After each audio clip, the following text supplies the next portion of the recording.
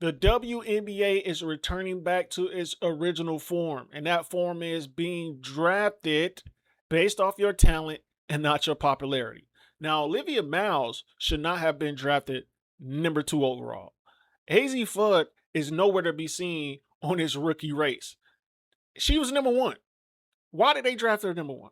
To pair her alongside her girlfriend? That's the only reason. Now, getting back to Olivia Miles, can you imagine if Olivia Miles and Paige Buckers were both on the same team right now? Now, who's to say that Olivia Miles would still be putting up these numbers if she was drafted by Dallas?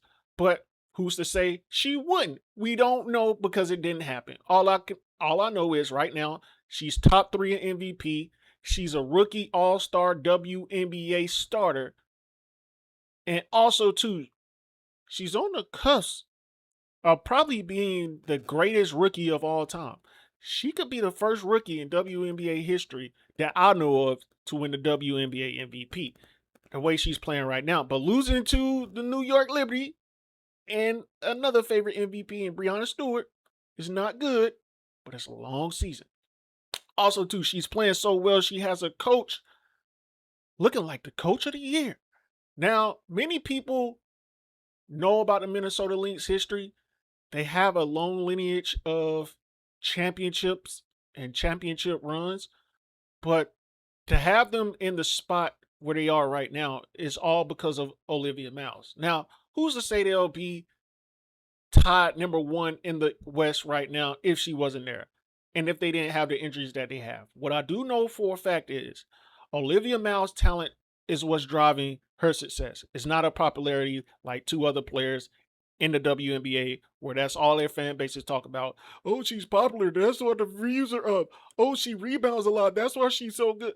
Bro, I wish both those players after this season go to Europe because the WNBA doesn't need that type of talk around the league.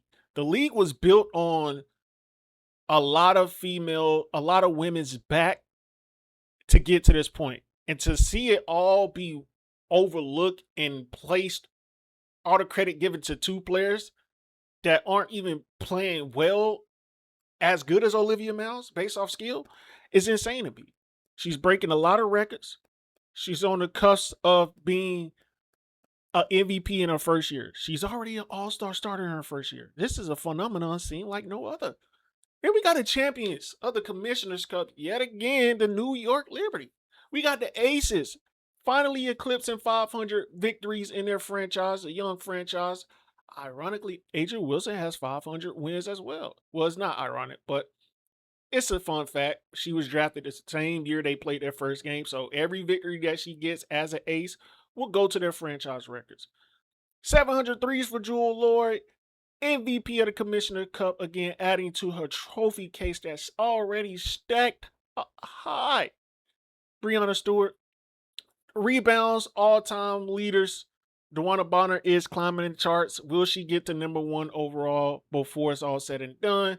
We got the most 30-point games all time. One of my favorite players in WNBA history, Diana Taurasi. What am I saying? Diana Taurasi. So happy to talk about the game that I'm mispronouncing her words. And there's a lot of current players right now on that list too, and quickly climbing. That just shows you how well the WNBA is doing in terms of talent. Even though the drafts are always top heavy and we don't really see rookies pan out the way Olivia Miles is panning out, for the most part, the league is getting better. It's getting back to being talent driven and not popularity driven. Like I say, I wish those 2 players leave.